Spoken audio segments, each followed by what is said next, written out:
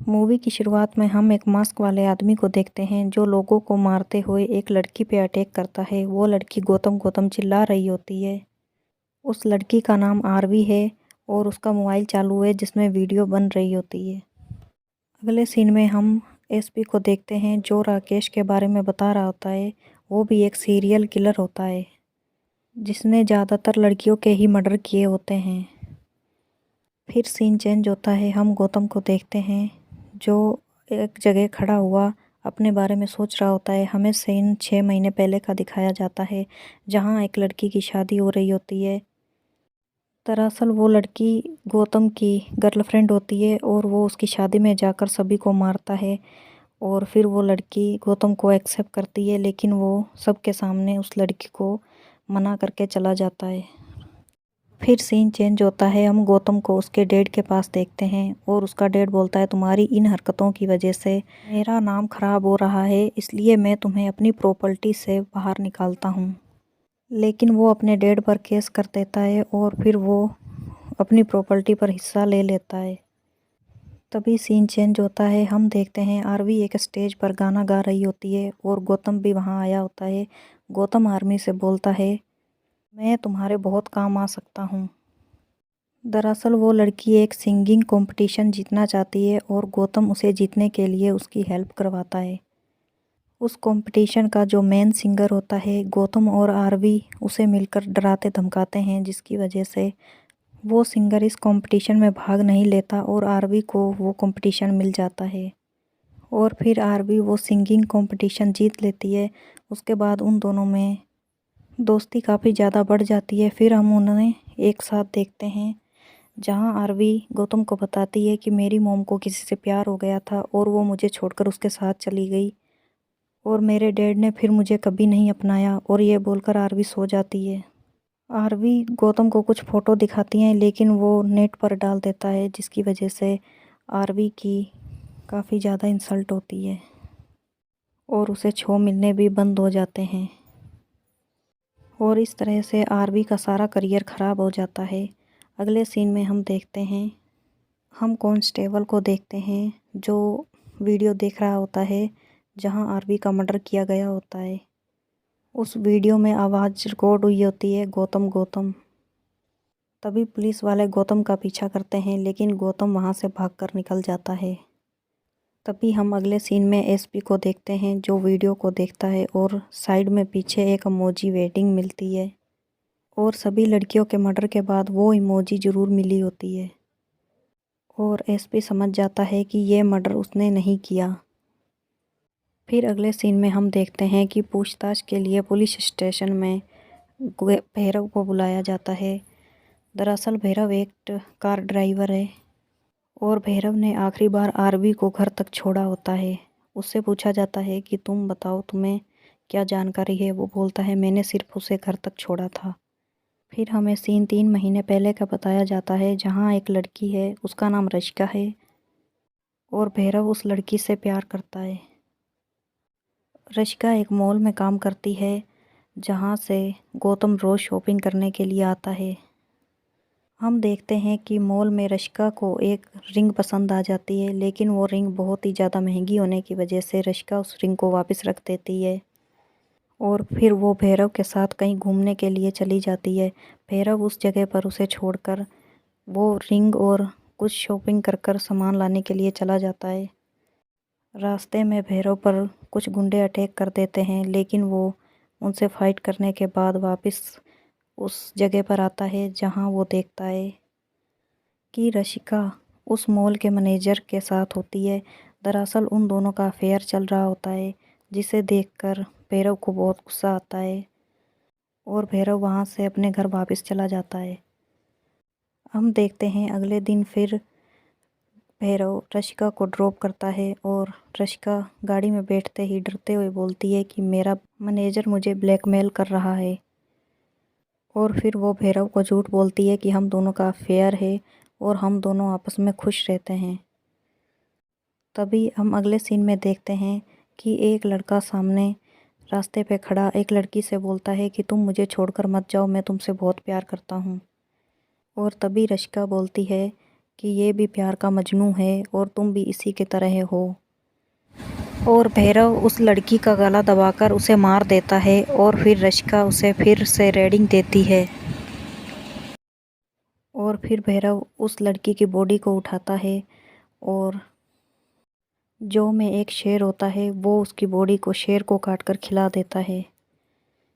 फिर हम एक आदमी को देखते हैं जिसके पास एक छोटा सा लड़का खड़ा होता है। दरअसल वो उसके फ्रेंड का बेटा है और भैरव उसकी देखरेख करता है क्योंकि उसका फ्रेंड काफ़ी ज़्यादा अय्याश है और उसकी मॉम है नहीं। तभी हमें सीन प्रेजेंट दिन का दिखाया जाता है और भैरव को वहाँ से छोड़ दिया जाता है।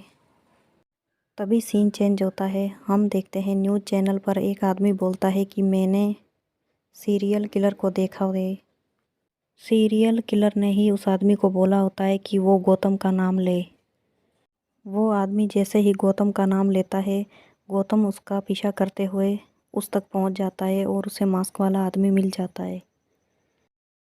और फिर गौतम की मास्क किलर वाले आदमी से फाइट होती है और वो मास्क वाला आदमी भैरव ही होता है।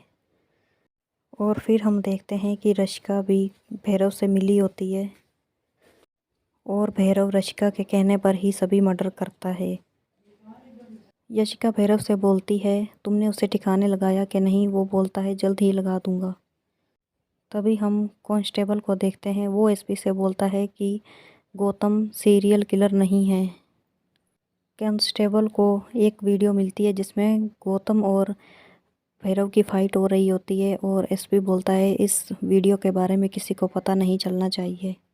वो एसपी कांस्टेबल से बोलता है इस वीडियो को संभाल कर रखो, जब तक हमें वो किलर नहीं मिल जाता तब तक ये किसी और को नहीं मिलनी चाहिए। फिर अगले सीन में हम गौतम को देखते हैं। गौतम पार्टी कर रहा होता है और तभी कुछ गुंडों से उसकी फ़ाइट हो जाती है। वो लोग गौतम को काफ़ी ज़्यादा मारते हैं और गौतम बेहोश हो जाता है और आरवी भी उस जगह पर होती है। वो उसे इलाज के लिए अस्पताल ले जाती है और जब गौतम को होश आती है तो उसे पता चलता है कि आरवी ने ही उसे बचाया है। और फिर वहाँ से आरवी गौतम को छोड़कर जा रही होती है और गौतम बोलता है प्लीज़ तुम मुझे छोड़कर मत जाओ, मैं तुमसे बहुत प्यार करता हूँ। लेकिन आरवी उसकी नहीं सुनती और वो वहाँ से निकल जाती है। और वो गाड़ी भैरव चला रहा होता है और भैरव को लगता है कि आरवी उस गौतम को धोखा दे रही है, इसलिए वो उसे भी मारना चाहता है। फिर हम देखते हैं कि आरवी के घर पर पार्टी हो रही होती है और भैरव वहाँ पहुँचता है। वो सभी लोगों को मारना शुरू कर देता है और फिर सीन चेंज होता है। हम गौतम को देखते हैं जो एसपी के घर पर जाता है और एसपी बोलता है मैं जानता हूँ कि तुम मर्डर नहीं कर सकते और मुझे ये भी पता है कि ये सब किसने किया है। फिर वो बोलता है कि मुझे वो क्लिप मिल गई है जिसमें तुम दोनों फाइट कर रहे थे। फिर वो कांस्टेबल एसपी को कॉल करती है कि तुम्हारे घर में पुलिस आ रही है। लेकिन जैसे ही उन्हें कॉल आती है गौतम वहाँ से भाग जाता है और सभी पुलिस गौतम के घर पर पहुँच जाती है। लेकिन वहाँ पर पुलिस के पहुँचने से पहले ही भैरव पहुँच जाता है और वो एसपी को भी ठिकाने लगा देता है। और भैरव बोलता है कि मैंने अभी आरवी को नहीं मारा है, अभी मैं उसे लास्ट में जाकर मारूंगा।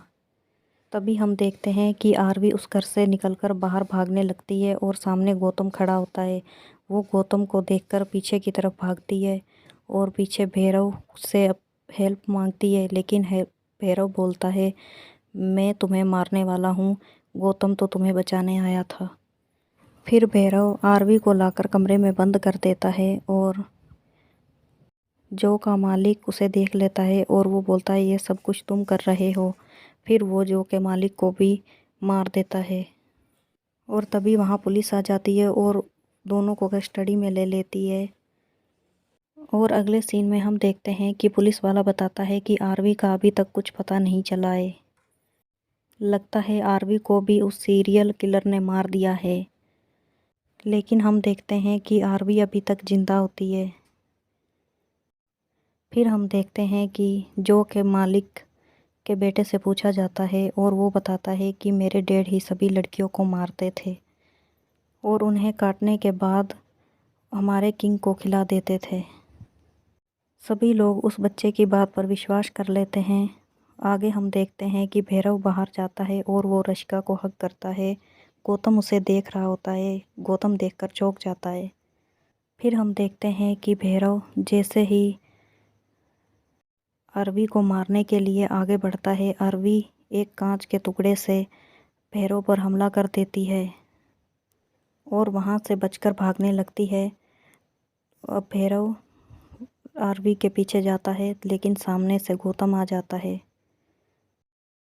फिर भैरव और गौतम में फाइट होती है।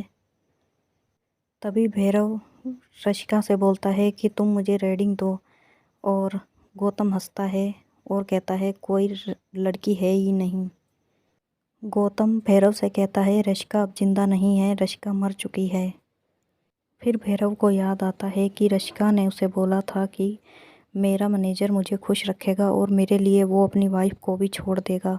फिर जैसे ही रशिका और भैरव गाड़ी से बाहर उतरते हैं, भैरव उसे इतनी ज़ोर से हग करता है कि रीढ़ की हड्डी टूट जाती है और रशिका की वहीं मौत हो जाती है। फिर वो रशिका की बॉडी को लेकर एक फ्रीज़र में रख देता है, जिससे कि वो रशिका को अपने पास महसूस करे। भैरव को रशिका से एक तरफ़ा प्यार होता है, जिसकी वजह से वो उसे ऐसा महसूस करता है कि वो मेरे साथ है, लेकिन रशिका पहले ही मर चुकी होती है और ये सारे मर्डर अकेले भैरव ने ही किए होते हैं। फिर भैरव को पता चलता है कि मैं सदमे में हूँ, मैंने अपने प्यार को ही मार दिया है। और फिर गौतम और वो वहाँ से चले जाते हैं और भैरव अपने आप को उस शेर के हवाले कर देता है। ये मूवी यहीं ख़त्म होती है। अगर मूवी पसंद आई हो तो मूवी को लाइक करें, चैनल को सब्सक्राइब करें और हमें कमेंट बॉक्स में ज़रूर बताएं कि मूवी कैसी लगी। Thank you for watching.